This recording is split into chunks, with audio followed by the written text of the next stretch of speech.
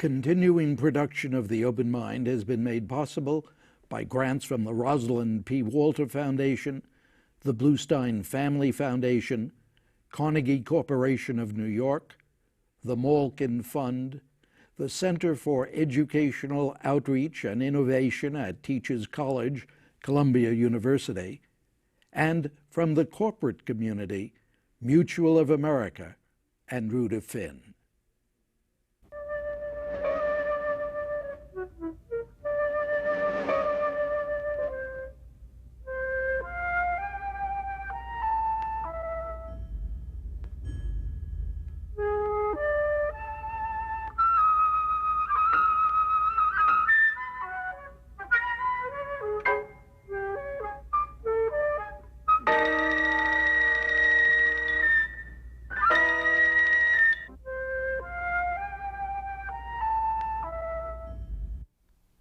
I'm Richard Heffner, your host on The Open Mind, and though on reflection I couldn't help but think it quite intriguing, I'll admit I was surprised when New Republic editor-in-chief Martin Peretz wrote that his choice for vice president on John F. Kerry's Democratic ticket had been my guest today, Eliot Spitzer, Attorney General of New York, who Peretz wrote reminds him of Theodore Roosevelt, not the TR of bluster, he noted, but the TR of remedy and of vision. Our basic problem in the 20th century, Roosevelt had argued, is to see that the marvelously augmented powers of production bequeathed to us be made to administer to the needs of the many rather than be exploited for the profit of the few. And now in the 21st century, with a mind that cuts sharp and runs deep, with liberalism of the muscular sort, Peretz could see my guest as Vice President of the United States, or as many others do, perhaps as Governor of New York, as TR was on his way to the White House. Interestingly enough, even before reading of Peretz's choice, I had myself wondered about the parallels between my guest's expressed philosophy of government and the extraordinary Commonwealth Club speech of still another New York governor on his way to the presidency, Franklin D. Roosevelt. Now that's awfully heavy, of course, but so are the titles the media have bestowed on my guest. Fortune has labeled him the Enforcer. Time has dubbed him Crusader of the Year. 60 Minutes, Sheriff of Wall Street. And I suppose I ought to begin our program today by asking Eliot Spitzer just how he's holding up under all of this. Well, I hold up, I think, most readily by recognizing that there is an alternative view that is less complimentary, and therefore I don't let any of it go to my head and begin to swell what some might think would already be an inflated ego.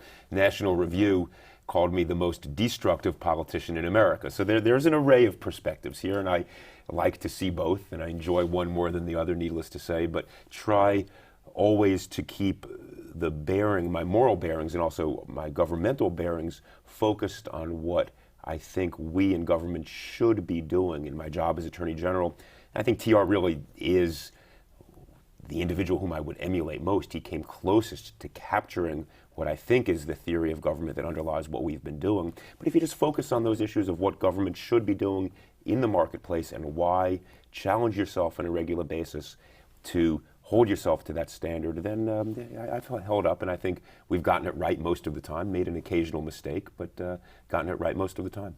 It's interesting, you talk about government's obligations.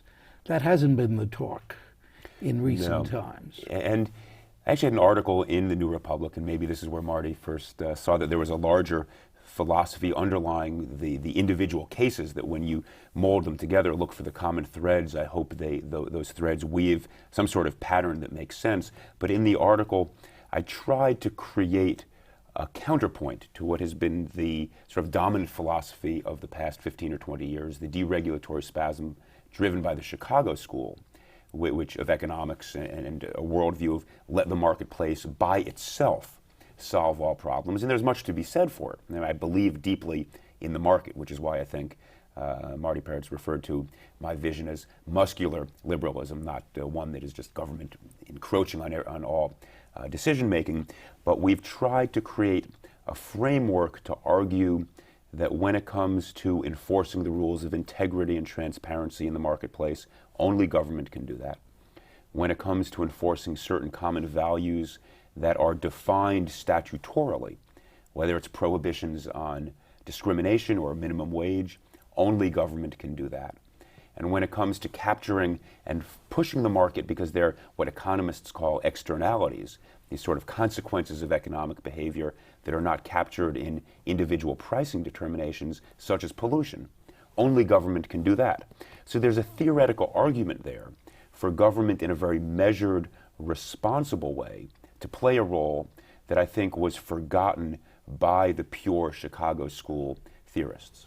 But now let me ask you this question. If Peretz is right to any degree, and that there will be a march upward, by my guess today, what are you going to find at the ballot box, although it isn't the ballot box anymore, at the computer, God help us? What are you going to find among most Americans when you set forth this notion of governmental responsibilities?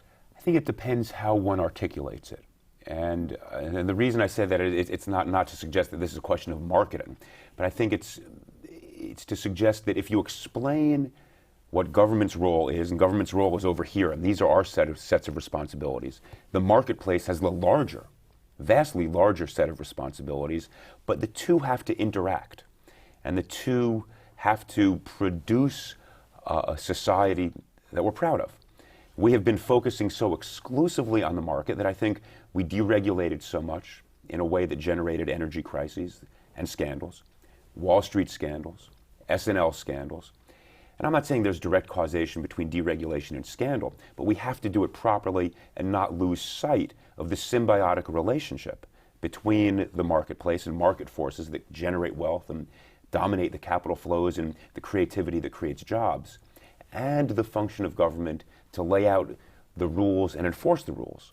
And so look, since I'm in government now, I'm more focused on defining the parameters of what we do and trying to do it in a way that fits into a coherent philosophy. I think the public understands it, and if it's expressed properly, will respond very affirmatively to it. That's interesting that you say that, because my sense of it has been that the public responds better and more enthusiastically to those who wave the flag of marketplace. You said you didn't want to market the ideas that you were expressing. Right. But we live in an era of marketing. Yes, but, and here, I mean, going back to your statement that the public responds more affirmatively to the mere reference to the marketplace as the determinant of all decision making. The fact of the matter is, after an era that some would call the era of the crisis of accountability, where we have had scandal after scandal in the marketplace, and also in the media, and also in government, and also in our religious denominations, and the not-for-profit sector. So every sector has been touched by it. I think what the public is looking for is some notion of accountability and rules that bespeak fairness. And within that set of rules, then we want people and the market to compete. But the rules themselves are defined by the laws that government enforces. And that is why I think when the public sees somebody or an entity or an organization that is willing to say, yes, we want you to compete and we want capital to be nimble and aggressive and self-serving, which it is, but we want you to do it with transparency and fairness and some sense of ethics, the public will say to those who want to impose that set of rules, yes, we support what you're doing. If that is the case, if you're right, what will happen this November? Well, I have no crystal ball better than anybody else's. I can tell you what I want to have happen, what I think should happen, but that's non-responsive. I think it's too early to predict what will happen, and I think it was Bill Sapphire not long ago who had an article in which he said, let's stop making predictions because exogenous factors somehow will intervene, the unpredictable will occur. Now, I'm obviously not referring to a terrorist strike or something calamitous. It could be that the economy picks up, the economy turns down, something good or ill happens in foreign affairs. There's so many variables. I think it is true that the nation is essentially evenly split at a visceral level between John Kerry and George Bush. I think on the social issues, which George Bush seems to want to roll out whenever his poll numbers slip to the low 40s. He invokes, gay marriage and guns and, all these other litany of social values that he says, "Ooh, we stand up for righteousness," and he invokes those. I don't know which way those cut. The economy has been handled in a way that is demonstrates flagrant disregard for economic principles, and even Pete Peterson, Commerce Secretary under President Nixon, lambasted George Bush and the Republicans all the time for their disregard of sound economic principles. So I think those issues certainly help John Kerry. Where things will be in Iraq and in other international arenas come November, who knows? So I think these issues will determine what happens on November 2nd, I guess it is. In looking back at your own record, I can't help but wonder, not in a puzzled way, but very much interested where these values that you have just expressed and that have been expressed in everything you've done as Attorney General and before then, where do they come from? What are their origins? I'll give you an answer that sounds a little pat and trite perhaps, but I think it's true. It comes from my parents. I think so much of what we do emanates from what we're taught. Obviously schools, I got a spectacular education at in high school and in college and law school at great institutions, but I think what I took from the history and economics and philosophy courses that I pursued at those locations was dependent upon what my parents taught me at a younger age. And my dad is really the classic American dream story. He grew up on the Lower East Side with 2 nickels to rub together at most. Went to Townsend Harris, a great New York City public high school, went to CCNY, got an engineering degree, and by dint of hard work and lots of it, and an enormous intellect, succeeded. Likewise with my mom, who went to Brooklyn College. And yet from their success, what they took was the very simple notion that if they were given the education and the tools with which to compete, and a playing field of certain decency, they could succeed. And so my notion is simply that's what we should provide to everybody else. The opportunity. No guarantee of results, none at all. But the opportunity, which is why education and a level playing field in terms of honesty and transparency in the marketplace, it's really very simple. It's not so complicated. Where do we find that level playing field today? When I referred before to FDR's Commonwealth speech, Right.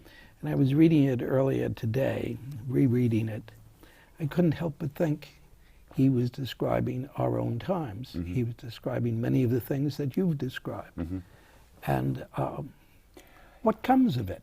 I'm not sure there is a level playing field. I'm not sure there ever will be a purely level playing field, but it is an aspiration.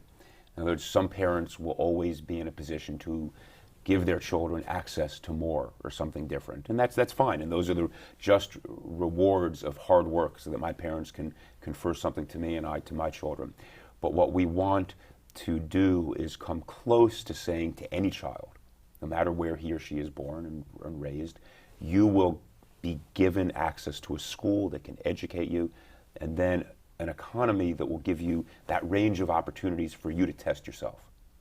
And we can get a lot closer than we have been over the last few years. And I see, to come back to your opening, where you said, quoted some very complimentary articles that said nice things about what I've done. There, as I said, there's an alternative view Wall Street Journal editorial page, and these are very bright folks. I disagree with them, but their worldview, I think, is shaped by a much more static worldview, a hesitancy to permit the actual competition brought by those who don't yet have access to their world, and hence they're more tolerant of the deal making among the limited few. I'll give you a concrete example.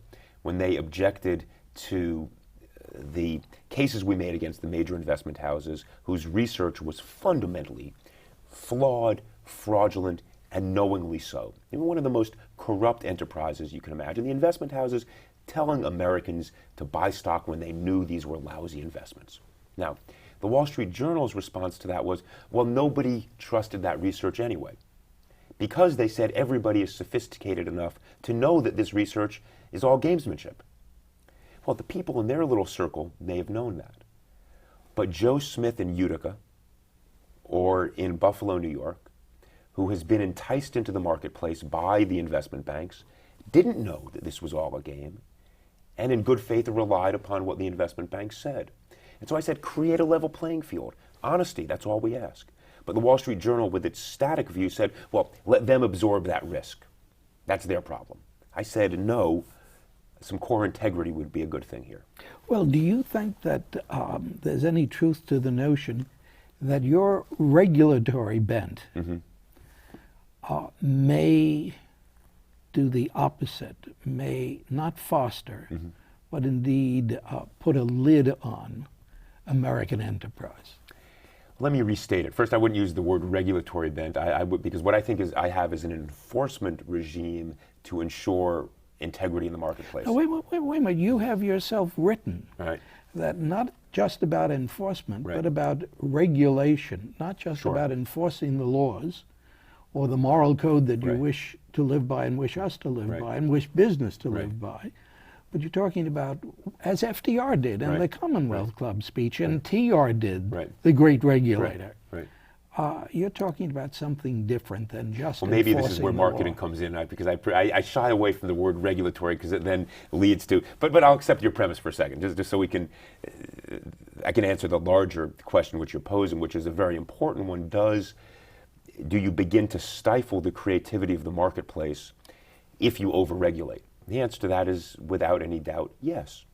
Which is why calibration and limitation on what government does is just as important as knowing when to intercede. There is no question that the unintended consequences of what one does in the marketplace can sometimes be just as negative or have just as ill consequences as what you're trying to regulate or do away with in the first instance. And I'll give you a classic example, stock options. If you want a proof of the law of unintended consequences, 15 years ago or so, everybody said CEOs are acting in a way that is designed to promote self-interest, not the interest of the shareholder. How better to bring the two into alignment, everybody said, than stock options. Give CEOs the same shares and interest in the long-term value of the company that shareholders have, and everybody will move in one direction. Well, we now know that the gamesmanship with options has been a disaster. And so, yes, one form of regulation or imposition of rules or enforcement actions can very easily take us off in a direction and also just inhibit the creativity and the risk-taking that we want to promote, which is why enormous care needs to be taken in what we do. Now, having said that, the mere invocation of that argument should not excuse the sort of wrongdoing that we as enforcers or regulators have to stamp out. And as I heard from all the investment bankers 2-3 years ago, you can't do that, we won't take risks. It was hooey. It was just a pile of hooey. They were trying to justify their fraud because they made a lot of money doing it and wanted to keep playing the same games. I said, we're going to stamp out that fraud. We'll do it the best way we can and hope that they're not unintended consequences. You know, I'm fascinated by your facility with words. Right. And I noticed that when I talked about regulation, you said there's no question that overregulation is negative. I wasn't talking about overregulation. I am talking about the argument that says if you don't leave us alone, Right. We are by definition not going to be able to produce the great goods we have produced in the past. You don't accept that? No, I don't accept. If you, again, assume for a moment we're talking about reasoned regulation. Well, to take the examples we've dealt with in the cases we've made, where when it comes to the mutual fund sector, another area where we've uncovered massive, rampant fraud. The mutual fund companies were fleecing the investor, and the industry got upset when I said they were fleecing them, and to which I said, well, wait a minute, you've already returned $2.5 billion, your fees are egregiously high, there's no competition. If that isn't fleecing, I don't know what is. But what we've said to the mutual fund industry is no late trading, in other words, the illegal trading after 4 o'clock, no timing, which is the mechanism by which they dilute the return to their long-term shareholder whom they owe a fiduciary duty by permitting in and out, by permitting some traders to take advantage of the arbitrage value that comes as a consequence of improper pricing.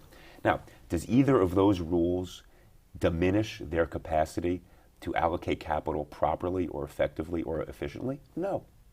It's simply a set of rules that says honesty, integrity, and live up to your fiduciary duty.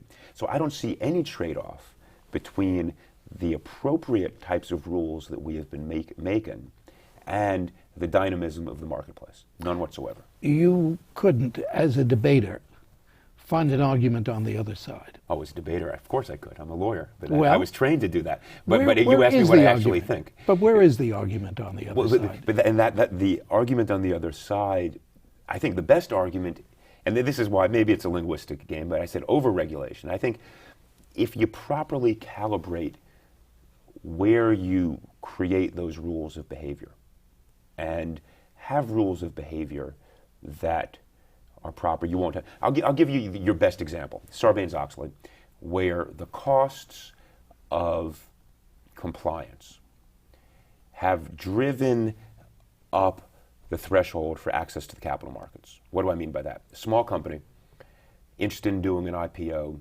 accessing the capital markets, needs to figure out what will the costs be of incurring the obligations of making ourselves subject to all the rules and regulations of the public capital markets.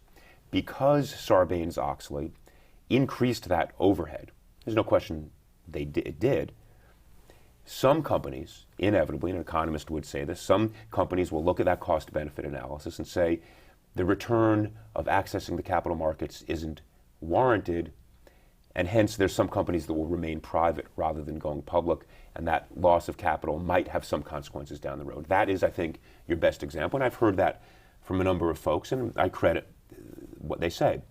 Does that mean Sarbanes-Oxley was wrong in creating these costs to ensure the integrity? I don't think it means it was wrong, but I think that is where you do perhaps see some trade-off between creating a regulatory regime and some economic activity that would otherwise occur. It's fascinating to me in one of your comments earlier, not on the program, that in talking about regulation, you indicated that you didn't want, as a young man growing up, right, that to have in the hands of local governments, state governments, the enforcement of civil rights right, actions. Right. Today, Right. you're saying you're willing to let them do it if they'll do it, but Right. you don't think the states can be trusted, do you? Well, let me temper that comment a little bit. I think it depends who's there. I was leery of this shift of power back to the states and was very hesitant about it back in the 80s when President Reagan began to articulate it, because I saw it as a wolf in sheep's clothing. I thought it was really an effort to recreate states' rights, which of course evokes the imagery of Jim Crow and all the rest. Don't you still feel that way? Sure, absolutely. Okay. And consequently, I said I'd rather have muscular, to use Marty Peretz's word, muscular enforcement at the federal level, which is reasoned and not overgrown. And I think the Federalist Society, when it wanted to shift power back to the states, did so essentially because it believed the states wouldn't flex their muscles and would let enforcement drift off and nobody would do anything, which would have been fine by them. We have begun to act aggressively, generating a predictable response on the other side. They don't want us to do that. But also reinforcing my underlying concern from 20 years ago that sometimes these states won't know what they're doing. And I say that as, the AG of New York, who sometimes held out as the epitome of state activism. There are times when there's some of my colleagues who I kind of look at what they're doing and say, I'm not so sure we want to empower them to do all that. Activism, that doesn't bother you. That Activism, maybe I'm more result-oriented. Activism is wonderful if you use it for the right causes and temper it and know what you're doing with it. But activism itself is fine. It depends who's there. So government isn't really the problem. It can be the problem, but it isn't. I think government is not the problem any more than malefactor, any more than the private sector is the problem. Improper understanding of what government can or should do is the problem. Improper behavior in the private sector is the problem. A lack of living up to a set of ethical mandates is the problem. But there is a synergy between the private sector and government that will permit us to form a society that is the one we want to live in. Each has its own sphere. Misunderstanding that sphere or abusing the power within either one, that is the problem. Where do you want to go with these ideas? I love the job I've got. It's been more rewarding in terms of what we've been able to do, what we've been able to try to do. I've got 2 more years in this term. I think 8 years as Attorney General is all that I desire, because I think somebody else with new ideas, new creativity should be given a shot. And I will have exhausted perhaps what I can do. I'll toy with running for governor, toy with the idea, thinking about it, and see if I think that there is something I can contribute there. What do you mean toy? Intellectually. I'll think through the implications. What are the issues a governor would have to deal with and confront? Do I think that I will have some answers to those problems? Do I think that I, in my tenure as Attorney General, will have created a record so I could argue to the public, here's a record of some success such that you would have the confidence that if you voted for me for governor, I could perform appropriately? What do you think I can't is tell you going yet. to happen? You can't tell me yet? Maybe I could, but I won't. That's a fair answer. At some point, whether you'll sit still today or not, I would like to do another program with you and pursue further, not this question of what are your immediate political interests. Right. That's dirty pool, Right. and I knew it as I was asking, but what else could I do? But I hope you will come back and talk about some of the sources of your ideas and where you think this country can go with them. I would love to. It'd be a Meanwhile, Mr. Attorney General, thank you very much for joining me today, Eliot Spitzer. Thank you. And thanks, too, to you in the audience. I hope you join us again next time.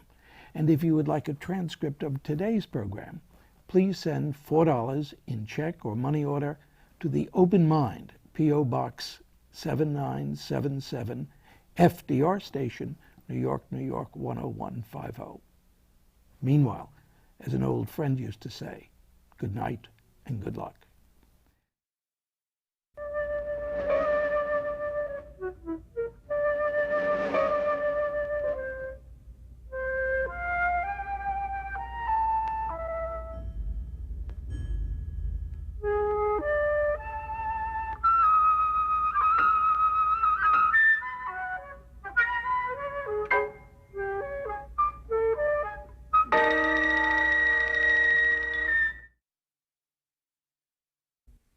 For nearly a half-century now, our purpose here has been to provide the light of reasoned discourse rather than the heat of verbal battle. That surfaces clearly, and as they saw it, the new paperback collection of conversations from the Open Mind, with a foreword by Mario Cuomo and with memorable words from Martin Luther King, Jonas Salk, Betty Friedan, Malcolm X, Bill Moyers, Rudolph Giuliani, Norman Mailer, and dozens more. Read the book. I think you'll like it.